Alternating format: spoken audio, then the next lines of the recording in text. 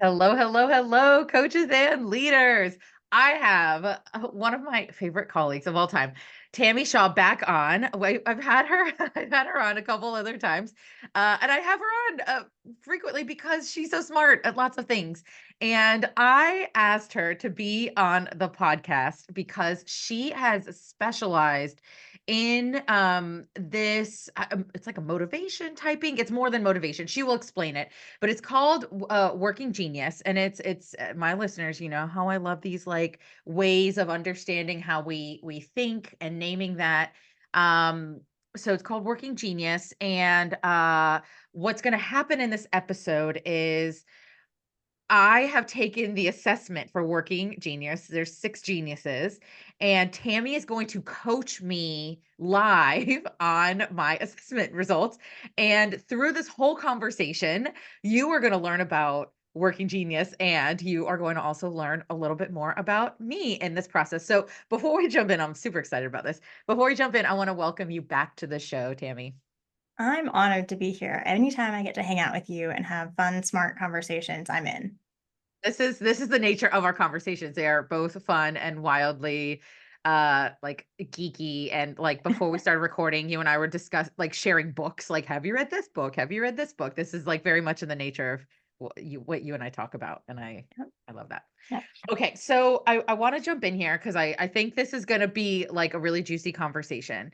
I'd love you to share um what Working Genius is, and then when you feel it's the right time, we can just like move right into my assessment results. Perfect. Yeah, I'll give a quick overview so we have the framework and then we'll look at Becca. So if listeners are not familiar, the 6 types of Working Genius is a team productivity model that comes from Patrick Lencioni and the Table Group. So Pat is known for like 5 dysfunctions of a team, and many amazing books. I could list all the favorites that his books are often told with a story, and then at the end is the very simple framework that lets you change how you do work. So the 6 types of Working Genius is their most recent model, and it's essentially that all work falls into 6 phases or 6 types of activities that need to happen in order to get work done. And within those 6 phases, those 6 activities, there are typically 2 that they call your geniuses, meaning you get a ton of energy from them. You could do them all day and you'd probably still have energy. You're naturally gifted at those things. And then there's 2 that are kind of in the middle, and there are 2 that are your frustrations. So you can do all 6. Every single one of us can do all 6. And we might even be good at and have sharpened the skills to do all 6 well. But there are potentially 2 that if you had to do them all day, they would drain you.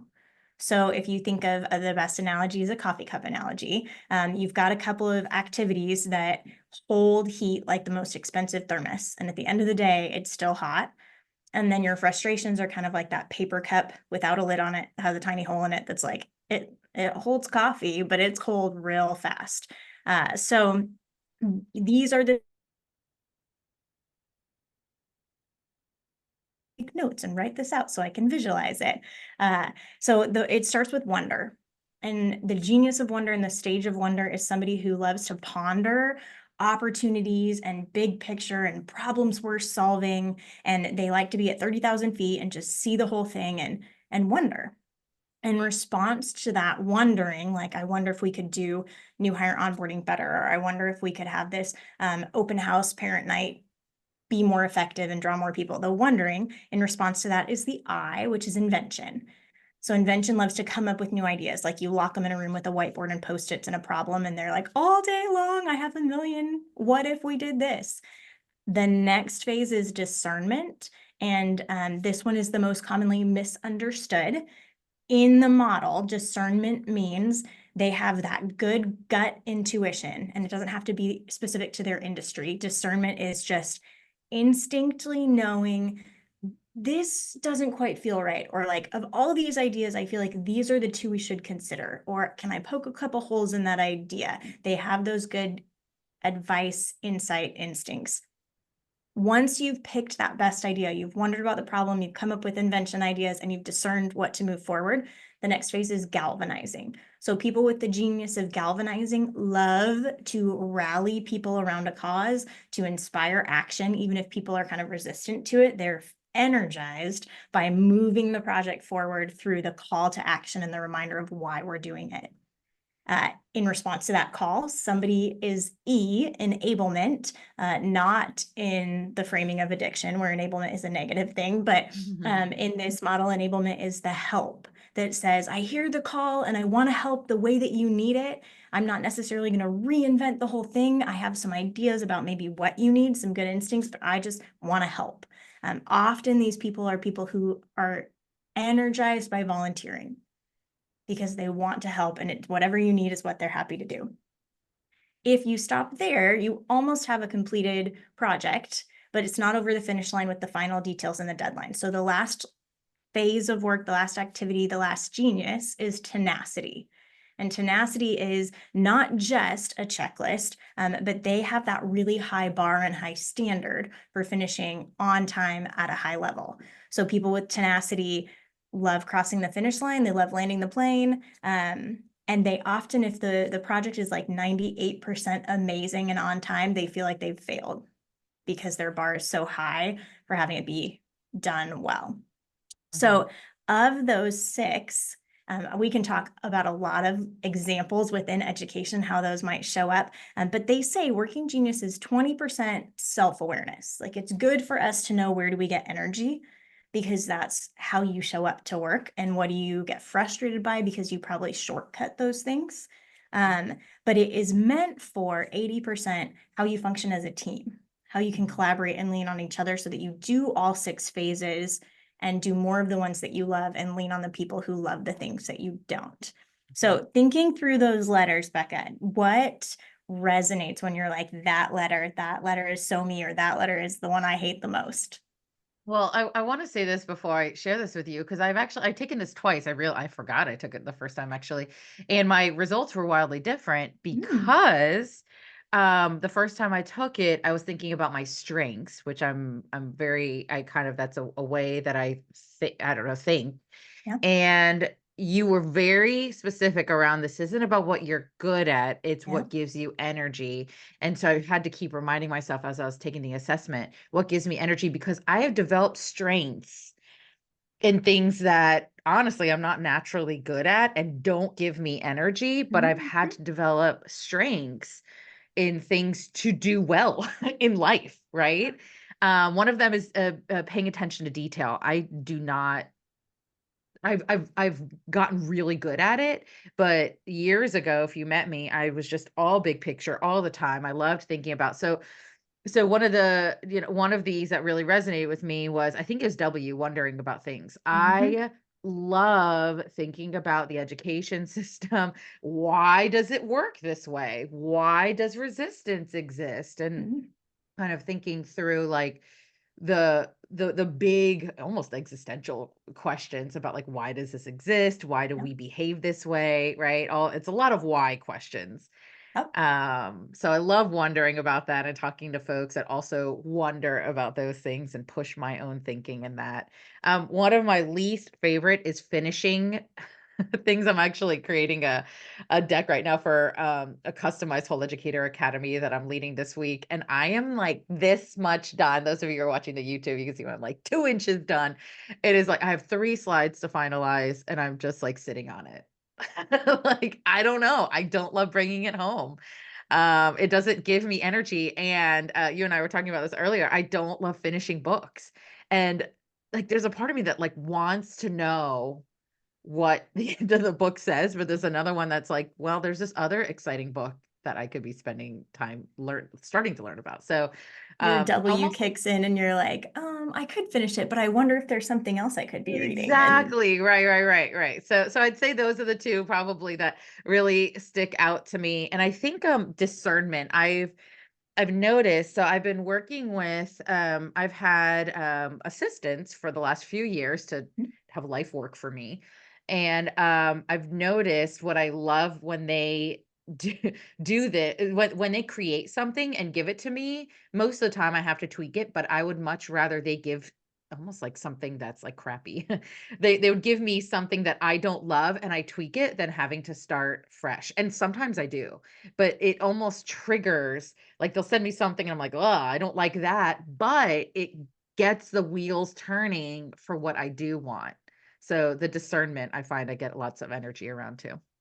Which makes perfect sense with the results that you have. So wonder and discernment were your top two. Those were your geniuses. And your frustrations were tenacity and invention. So again, Hmm. it has nothing to do with what you're capable of. Like you Hmm. can be amazing at all 6 letters and you can crush it because you have to do it all. But where you get your energy. So them handing you potentially a slide deck, even if it's not great, is like they did the invention for you, which is not your Hmm. favorite. They did the I and handed it to you. And then you were able to use your discernment to say, no, but why this? And what about this? And like poke all the holes in it in order to improve it in pursuit of the best and final result. So you want to use your D, you activate your D, and they need to hand you the invention in order for you to do that. Mhm. Yeah, yeah, and I see this in a collaboration. I work in this like small, amazing team in Phoenix of people that you know, Chad and Christy, Yeah. and I work very closely with Christy on like creating professional developments, and it's fallen into this place of she will create the bones of the professional. We'll talk about it, big picture. I'm like, yes, let's talk about all the things. She will mastermind. She's brilliant at making these professional developments. And then she'll be like, Becca, look through it. And she knows. She Yeah. just sends it to me and I will like fix things and move things around and question things. And what if we said this here? And then it feels joyful and Yes. energizing, just like Yeah. you were saying, to be able to be that person on a team. Yep. And I think one of the gifts of this model, one, it's super simple, but it's this language for teams and collaborations. So discernment, as a great example, what you just described, Christy hands you a project and wants you to discern and poke holes and sharpen it. If she didn't know that you love to do that, Mhm. and didn't really know that that was necessary, then she might say, I've got this thing, I'm just going to move it forward. Like it's just done. And she would skip over your genius and then miss activating what brings you joy. And if you don't know that she needs time to invent first, then you might walk in too early to her whiteboard brainstorm and be like, I see some problems. And she's like, I haven't even finished putting my ideas down. So it Mhm. could stifle her invention space. So it gives some language for a team to say, hey, what phase are we in? Mhm. Is this the right time for discernment, or are we not quite ready for you to kind of layer in some tackling of problems that are going on? Your wonder is another one. So I share the genius of wonder with you. It's my favorite. It lights me up. And it was eye-opening to me. I've known from Strengths Finder that I have the strategic strength, and that means I often ask questions. And when I took that years ago, it was like, oh, those questions are annoying to people. Like some people don't like, this is, oh, so I'm growing through that, trying to be more intentional about when I time my questions. Mhm. But wonder is the same way. So if you think of flying a plane, you're at 30,000 feet, that's W. And then pulling into gate D7 at the airport is T, tenacity. And you can't fly the plane and be looking at all your destination options at 30,000 feet and be pulling in at the same time. Mhm. So what often happens with you and I as W's is our brains are always like, "Oh, I see this opportunity. And what about this?" And we have to be mindful that a project may be in its implementation phase where people are finalizing the event, they're putting the things together, or the slide deck is almost done. And we're like, "Oh, but what if we," and we give everybody altitude sickness because we go back up to 30,000 feet. So when it's W is really powerful, it has to be used early in a project, and then you kind of have to go, I have a wondering, I'm going to put it down. I think it's too late for this project. I'm going to hold it for later, and be really self-aware about when you use your W. I love that. Okay, thank you for sharing that with me. I can feel in a room. I have great intuition with people. So you describe something and with like naming something that I feel when I'm like, I have a new idea. And it's really a new wondering, right? Like, because that Mhm. ideation, what is the I stand for? It's innovation, Invention. invention, like ideation. I don't know. Um, I in the middle, you described it, in the middle of something, and I feel it is gone. Like we would have to start over if my wondering, right? Yeah. So I will, it's funny, intuitively, I'm like, this is a terrible, bad idea to like share this towards the end of a project. So you name something. And I wanted to share, I was talking with in anticipation of this episode, I was sharing with a colleague about this, and he said, I don't love working in teams because I don't want anyone to interrupt my brainstorming. And he said, at the beginning of a project, I want to brainstorm. I want to come up with the ideas. Like, I need to think. I don't want to brainstorm with anyone. And Oh, then he says, once the ideas are solidified, he's like, I don't care if someone tweaks it. Like, go at it, but don't interrupt my. And it wasn't actually. He didn't say the word interrupt. He said, I don't want to collaborate with someone on the brainstorming. He yeah. he needs to do it on his own. Is that the I? Yeah, they talk about that in the Working Genius podcast. There's wonderful depth there for listeners who are geeking out about this and want to learn more. But inventors, it's often difficult to co-invent with somebody simultaneously because there aren't right or wrong. And usually, if you're co-inventing, somebody kind of starts to discern. So it is often easier for them to say, let's take this amount of time and Mm, go brainstorm and create ideas, and then we can pool them and pull on some discernment on the team. But co-inventing, I think, is a very rare personality pairing that can have two eyes together at the same time. Yeah. I think it's interesting with my discernment, I actually enjoy co-inventing.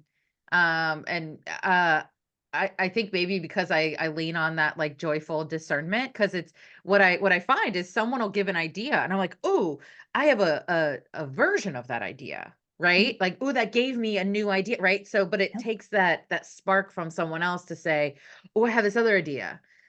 And I think that's why I like co-inventing. So I have another question for you. Is that if we can't avoid, clearly we're not going to be just like avoiding other parts of bringing an idea alive, right? So like there are times I need to do I keep forgetting what the I stands for. Is it Invention, and I'll explain why it's invention? not ideation in a second, but I think I Invention, know where invention. your question is going. So you don't try to get good at your frustrations. This is the first piece Yeah. of it because somebody else loves to do that thing. Like I don't love to volunteer. E is my greatest frustration.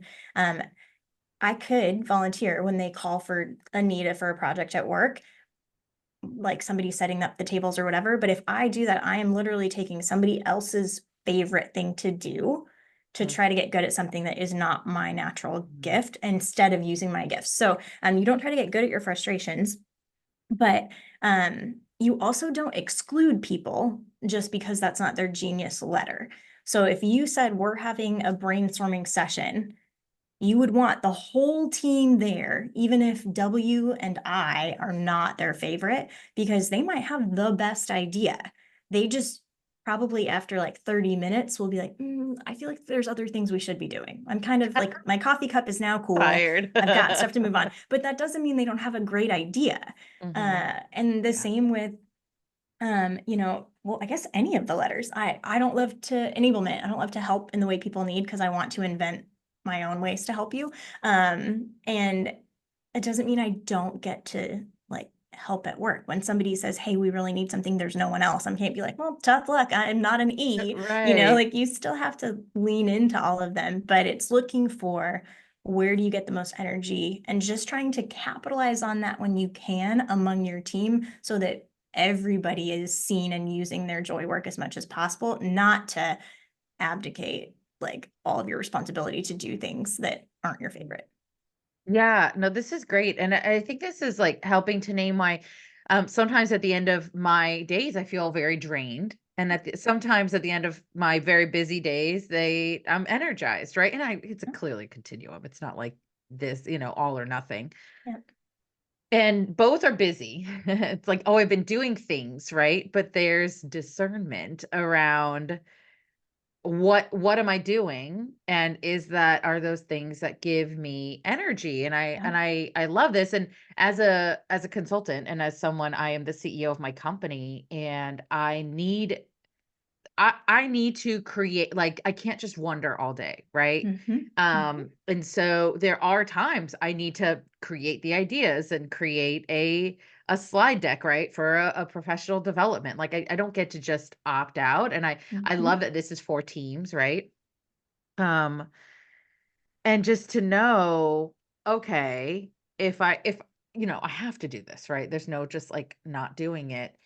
What am I gonna do afterwards that's gonna energize me to, like, purposefully put in energizing things afterwards in the day so it's much more balanced? Yeah, absolutely. And that's the perfect way to look at it. Like you still have to do those things. Sometimes you get to say, depending on the constructs of your work, like an entrepreneur has fewer people to borrow on the team, but the phrase, can I borrow your genius? Like maybe I don't have discernment, but I know I'm ready for some help weighing in on a decision. Can I just borrow you for 10 minutes? You don't even have to work in my department. I know you love it. Harder to say, can I borrow your tenacity so you can finish my project for me? Mm. Oh, But yeah. But you might say to someone who loves That's it. tenacity, like, hey, I don't love this. I'm going to lock myself in my office for an hour because I need to get Mhm, this punch list done. Do you have any recommendations for me on how you stay focused or what you do? And somebody who loves tenacity might be like, yeah, I do this, cool thing with checklists, or I don't open your email. You're not allowed. I'm going to come check on you in an hour. They just mhm, might want to help you in some way with what they love to do, even if they can't do the work for you. mhm. Um, I love that. and okay, so you made me think of you love to discern while ideas are happening. They call that the ID loop because you're inventing and discerning and inventing and discerning until you find the right one. So it makes sense why you and Christy love to do that back and forth to find the Mhm, right answer. mhm, Um, and then you mentioned ideation coming to mind for the I. So they say those 6 letters fall into kind of 3 buckets. The first two, WI, is ideation. So that's your 30,000 feet generating ideas, is your wonder invention. Your last 2 letters, EET, are your implementation phase. So you're mhm, crossing the finish line, you're implementing. It's the middle two that get skipped the most is discernment and galvanizing, and that's your activation phase. mhm, Because what we'll do is we'll go, oh my gosh, there's a problem. I have an idea. Somebody help, let's get it done. We need a new mhm. marketing slogan. Here it is, cross the finish Oh, line. interesting. And we skip, is this the right idea? Did somebody poke holes in things that are our blind spots?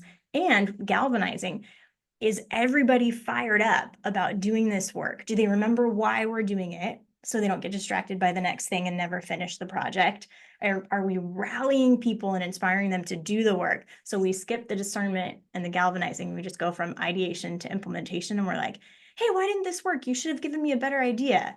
Well, hey, Mhm, you should have got it done better. Why didn't you cross the finish line with a better bar? Like we're mhm. finger pointing when we haven't done all 6 letters. Mhm. Oh, yeah. Oh, and I feel like we didn't mention this earlier. These 6 letters spell the word widget. Yes. And so to help keep all of them straight, like which one's first, which one's, it just literally spells WIDGET, widget, Yep. which is, I think, helpful to remember. Okay, I have more questions for you. Let's go. All right. So I think about from the beginning of the creation of a new professional development. I see, like, I'm like thinking about all the things and there's a need for X, right? And I'm like, I need to create a professional development on this, right? I need to share this with people. So then I go through, so then I kind of figure out the general gist of what's gonna happen, and then I kind of trudge through the like, okay, we gotta create the slide deck, and I really have to like amp myself up for it, and I do the slide deck. My question is like, just through the end. Okay, now that it's finalized, my question is, where in this is doing the professional development? What would that be Like, considered in all of this process? Actually, I don't know what to call it. Like, yeah, facilitating the actual professional development I created. I think that that's your final product. That's like you put it on the shelf and it's being sold. Like you've crossed the finish line with Oh. T. I see, and push back at me if you have ideas. I see widget when you're running through your professional development planning, you're wondering like, Mhm, what do they need to know? What problem am I solving? Why does this matter? And mhm, then your I, what ideas do I have? What's the best way for me to teach this? What stories can I include? Is it a workshop or a talk or a mini modules? And you're discerning what's the right thing to move forward. The galvanizing, if you're just you, and you're not on a team may look like you have a big post-it on your computer that says why this matters. Like you remind yourself of your W so Mhm. you stay Mhm. motivated to move forward. Or it may be that you activate a galvanizer in your life and say like, hey, can you call me every Thursday for the next 3 weeks and just like get me fired up about this project because I'm going to lose steam. I know it. Um, and then the enablement may be that you like virtual assistant or even just a phone call like with a friend, like, hey, can you help me with something really quick? Getting the help you need. That crossing the finish line tenacity is your last 10%. So it will be finalizing your slide deck, figuring out, all the logistics of getting there and the facilitation itself. And then I think when Oh, you're done, you jump back interesting. through widget and you're like, okay, it's done. How could it be better next time? Are there new ideas we want Okay. to? You've run the project again through widget. And well, that's interesting because the occurring for me is like once it's done, I kind of feel like I start at a discernment. I mean, unless it's like a Absolutely. total Yeah. flop and it's like, well, we got to rethink the whole thing. But and I enjoy that. I enjoy the tweaking. I'm like, oh yeah, right. Like, oh, okay, I could tweak this and add Yep. this and da da da, and that slide look weird. Um, okay. I had not thought of because tenacity, I don't love like finishing the slides for the facilitation. That's so interesting. Like discernment versus tenacity. I just find it interesting, like actually having to create it. Like I'm kind of putting together almost I and T, like finishing a product almost feels a little like invention. Like, okay, I just gotta they feel related to me in a sense because it's like Mm. I've got to like create in this example, like I've got to create all these slides and then okay, we just got to finish. That's so interesting. Well, and then I love facilitating. That's one of my favorite things of all time to do. It gives me Yep. tons of energy to be with people. I And wonder this if I'm isn't just a holistic model, right? Like this is not Mhm, meant to be your Myers-Briggs MBTI. This is how we get work done mhm, and how we get energy from that and lean on each other. Like it is one for all things. So it doesn't necessarily address how you're going to facilitate in that moment or energy from people, extrovert kind of energy. It is mhm. when you're looking at the phases of a project, what do you naturally do and maybe what do you naturally skip? So I think of schools, a teacher team, if they're working in a professional learning community and the fifth grade team is like, hey, we have a team meeting today. Well, some people are going to show up and be like, oh my gosh, I want to brainstorm new curriculum ideas. And some people are going to show up like, I'm going to get everybody fired up about like the thing we talked about last time that they don't even remember how important it is, that galvanizing. And some people are going to show up like, I don't have time for this. What's on the punch list? Because I've got 200 things to do and I want to grade and get my kids' feedback. And like, so they're wanting to be at different altitudes in their Mm, conversation. Even mm, though they all love each other, they're collaborative, they're professional. So when you're able to say as a team, hey, we've got some work to do. The field trip that's coming up in a month, can we just wonder and invent for a little bit today? And next week, discern which place we're going so we can move it forward. And so we're going to block off 7 minutes for that. And next in our meeting, like what's in our ET lens? Like who needs help? Who needs help this week with something? What's on the punch list with the deadline? And people who love E and T might show up and lean into that so they can call out what type of work are we doing? What type of conversation are we having? And not go, hey, we need to plan a field trip. Our department chair happens to love tenacity. So they've already booked it and scheduled it and have the permission slips, and no one wants to do that thing. Somebody wanted to come mm, up with a new idea and nobody's galvanizing us to be fired up yeah, about it. So we've skipped all the letters. So it just lets yeah. the team like make sure they did every altitude and are seeing each other in the type of conversation that's needed at that time.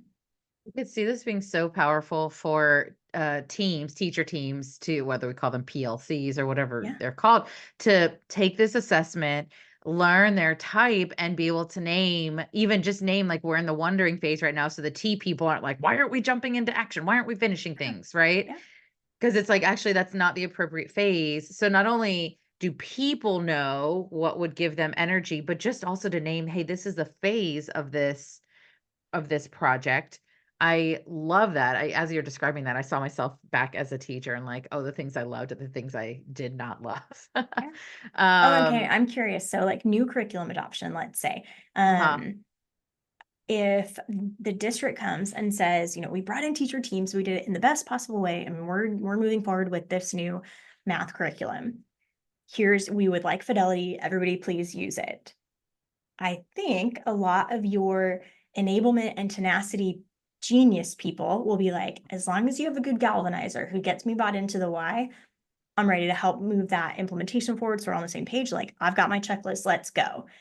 And for me as a W and an I, I'm like, I'm melting. Like, what do you mean I have to do it the way you told me to? Like, what do you mean I can't get super creative with how I want to approach the standards? So even though there's nothing bad about receiving the curriculum, I'm, as a WI genius, feeling a little bit stifled. And my ET friends are like, this is amazing. So how does it feel for you when WD is your genius, but I and T are not your favorite? Like when somebody, I know this isn't your world now, but in teaching world, said, we need you to teach this I way. had my discernment. So I think I intuitively knew, like, no one asked me for my like grand 30,000 feet opinion. And I just was like, well, I don't have control over that. And someone Okay. spent $1 million on this. Here we go. So I think I knew I just didn't have control over this curriculum that was bought, but my D stepped in strongly. And so I didn't how should I say it? I'm thinking about this. Like, I didn't mind being given something, but I had strong discernment. And so Mhm. sometimes I did not do it with fidelity. Often I did not, because I was just, I'd go through and be like, this is missing a whole thing. And some, Okay. or my personal students don't need this exact thing, so I'm going to tweak it here. So I did a lot of tweaking. Sometimes I got in trouble for that, but I was like, I don't know, I need to feel good about this, right? So like creating buy-in for myself. And I don't know if this is galvanizing, like for myself. I'm wondering if we can like do this for ourselves too. Or W, that big picture. But to I'm wildly purpose driven. And like over the top. Like I functionally cannot do things that I do not believe in. Um and I kind of melt. And so I knew I had to believe in what I was doing. And so I don't know if that, I'm curious if you would see this more as a W or Mhm. a G thing, but I would really take time to ask myself, why am I doing this? Right? It's given to me. I don't have control over that, but It's your W. why? It's my W. Okay. Yeah, So we can retroactively map it on like a wonder, a big absolutely. picture view. Oh, I love that. Yeah, the W is the desire and the need to see that 30,000 feet. Like you Mhm. just are naturally pondering that. So Yeah, all the time. yeah. Why? I've had coaches say, because I do workshops on building buy-in, and I've had coaches say, what if I need to help teachers implement something I don't believe in? Mm, And I'm like, great question. I've had to do this, and what I say to people is, look, you don't necessarily have control over what you're asked to implement, but you do have control over how bought in you are. So really sitting down and finding a way to create your own why this is happening is super powerful to then help teachers. So we're not all just like resisting and compliantly following directions, but hating it at the same time. Right. And like yeah. going back to that, I love the joy and energy, right? Like, how can we find joy and energy in our jobs and our lives? Oh, could this be mapped onto like marriages? Oh, Is this? absolutely. Oh, I love this. Any relationship in your life, but so I love to wonder and invent. My husband hates personality assessments of any kind. He's very discerning and they're often misused. But he naturally is gifted at discernment and galvanizing. He is incredibly intuitive about everything. And he leads people so beautifully, like gets them fired up about why. And he's a people activator. So before working genius, I'm like, I wonder if we should landscape the backyard. We could have more privacy from the neighbors. Oh my gosh, I have 200 ideas. And I like can list all my ideas. And I think I'm right. So I'm going to move them forward and we're just going to get it done. And working genius gave me the awareness to be like, oh, when I ask Joe, like, what do you think? I need to trust his discernment instead of be like, I don't really mean it. I already want to do it. Like my ideas are all amazing. Let's go. You need all six letters. Like you have to trust the people who love to do things different from you. So now I lean on him much more. I'm like, hey, I have this amazing business idea, or I have this whatever it is.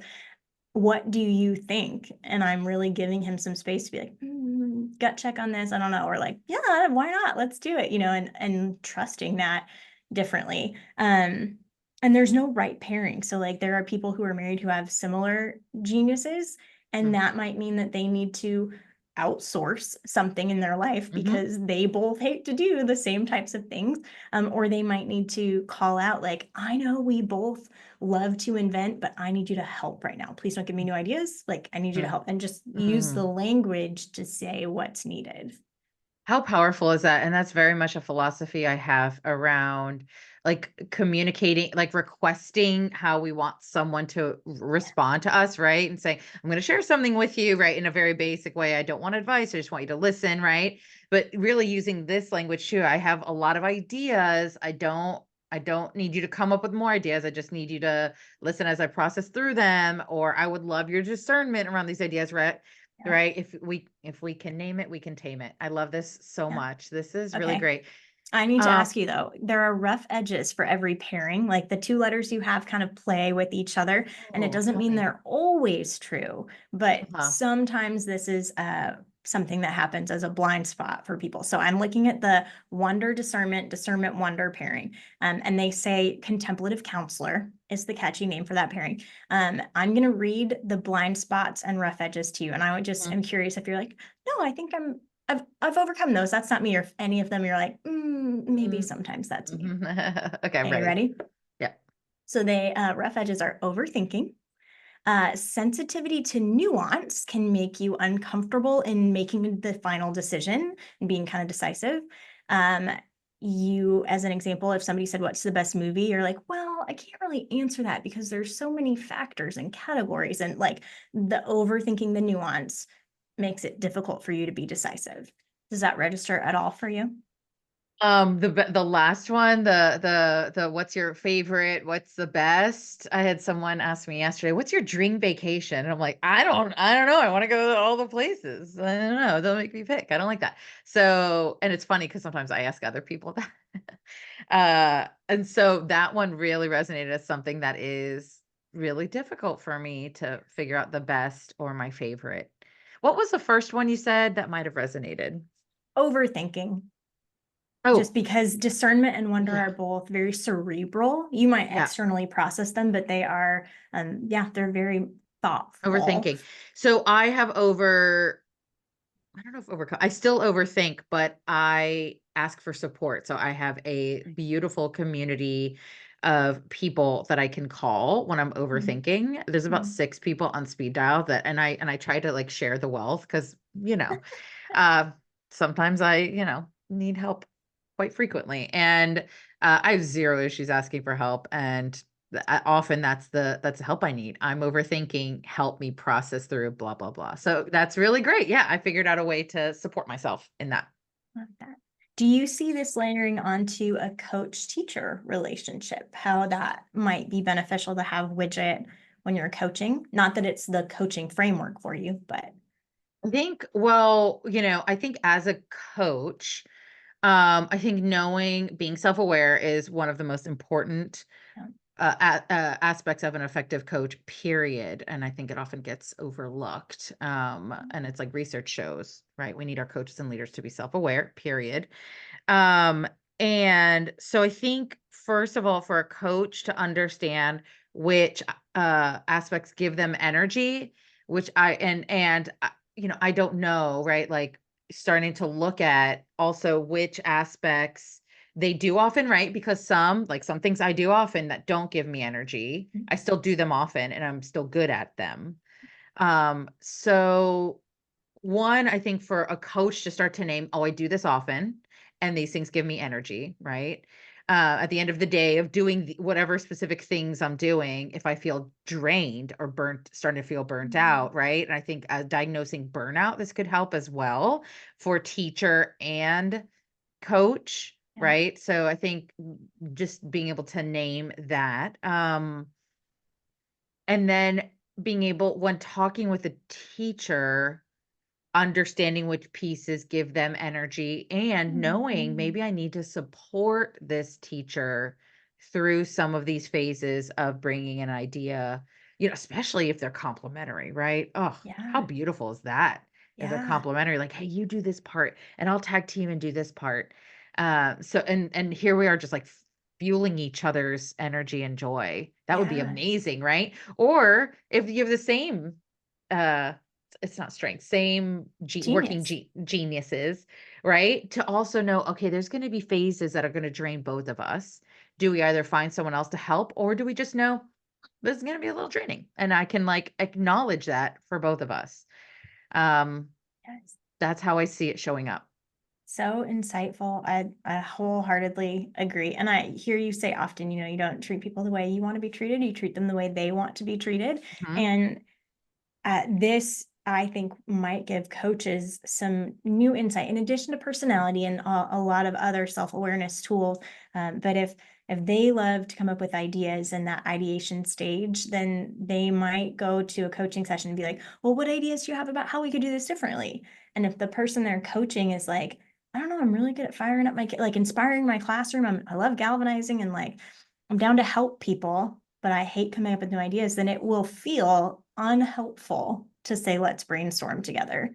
Um, so knowing maybe what they need, or Mhm. um, perhaps the opposite, if you're a coach and you really love tenacity and you're like, I'm going to give you a checklist, I'm going to be your accountability partner. This is going to be amazing. We're going to drive and like get this done at a high level. And even if you're doing it with the best intentions, if that person is like, I'm just wondering about like all the possibilities of how we could maybe do this better.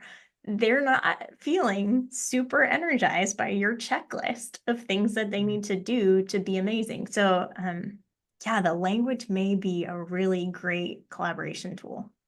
I love that. And yes, and even moving it, right? Because we can't stay at 30,000 feet. If we have a Yep. W, right, working we cannot stay there. We actually have to get into action and complete something. So even just saying, we're going to wonder about this, and we're going to set a timer for the wondering, Yeah. or we're going to wonder away, right? And then when Yep. we meet, we're going to come with our wondering. So to be able to name, yes, this is important. Yes, this gives us energy. Yes, we're going to do it. And Yeah. we're not going to stay there forever.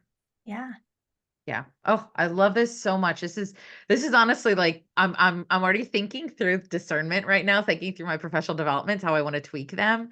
To acknowledge that some people don't, right? Like that some people don't get energized by certain very important phases of building buy-in, reducing resistance, right? Which is Mhm. like very much my expertise and my passion and my love in schools and Yeah. transformational learning. Um, I love in professional developments. One of the things I discern is my internal processors and my external processors, right? So Yes. I'll say, okay, for my internal processors, you're going to take some quiet time, blah blah blah, right? We're going to write my external processors. I know you're just waiting for me to let you talk. I know, it's okay. I'm an external, Yep. right? I'm an Do the external same. processor. Yep. So I love using that language to acknowledge that people operate differently. And so this working genius language is really going to help me say, okay, I know some of you are like super jazzed about getting everyone pumped up about stuff. This is going to be your jam. For other people, it's got to happen. You may not love it, but we're going to learn how to do it. Yep. They say when you're in a meeting or conversation that isn't your genius, specifically if it's your frustration, you feel like you have more important things to do. So your enablement Wow. tenacity love the quick check-ins. They're ready for the punch list. And when they're in a brainstorming session, they might feel like, oh, we have more important things to do. And your Mhm. ideation people, your WI and D, are potentially like in a checklist meeting. This could have been an email. We have more important things to do. We need to be Oh dreaming my big picture. gosh, I have more important things. I'm gonna pay attention to that.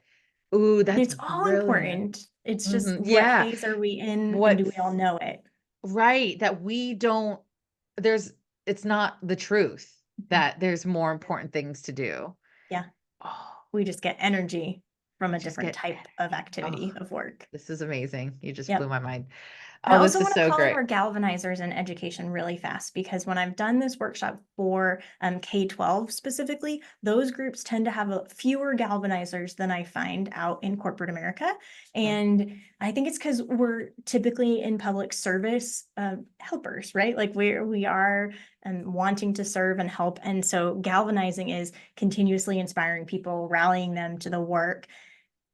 If you have someone on your team or at your school who loves to do that, there's such beautiful power in figuring out that they love that, because they don't need to be on the leadership team to be the one that starts the team meeting or even the school team meeting and says, hey, y'all remember last time we said we were doing this thing? This is why it matters. I just wanted you to know, like, we're still on that track. Who's excited? And they get everybody fired up. And then they can sit down and the principal and the department chairs can move things forward as need be. But sometimes we skip our galvanizers in K-12 because we're like, we all know why we're here. We all have a Mhm. million things to do. We don't need to be reminded why we're here. We don't need to be reminded what the mission is, what the goal is, why we chose this. And we do. So find your Mhm. galvanizers at school and empower them to use that gift. That's amazing. Thank you for sharing that. Were there any other patterns that you noticed when doing work with K-12 teams of strengths, or I'm calling them strengths, sorry, like geniuses? Yeah.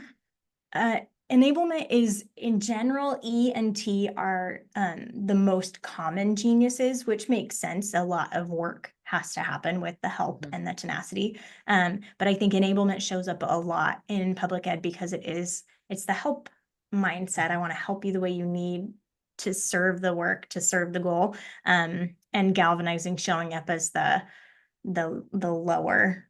There are fewer galvanizers in K-12 in the Mhm. settings that I've worked in. That doesn't mean that's not a nationwide study, but I think those are the two main trends. Mm.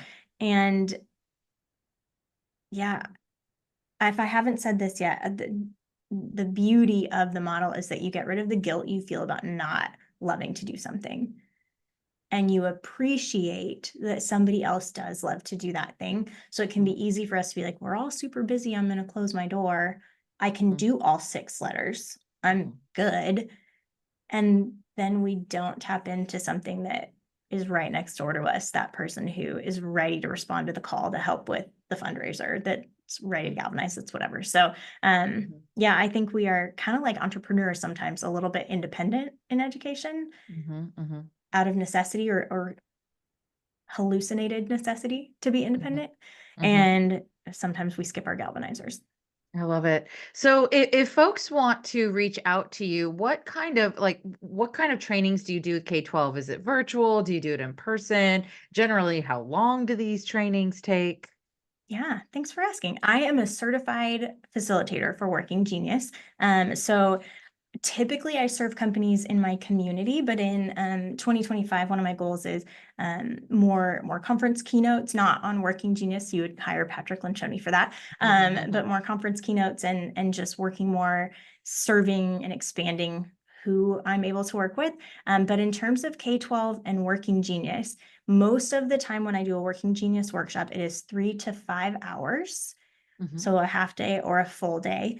And what that does, the longer you go, the more you get to dig into your team conversations and your application planning and not just learning the model. But I've done it as short as 1 hour, and we don't do the assessment, and we just do kind of what you and I are doing, Becca. Here's what the model is. We're going to draw it out.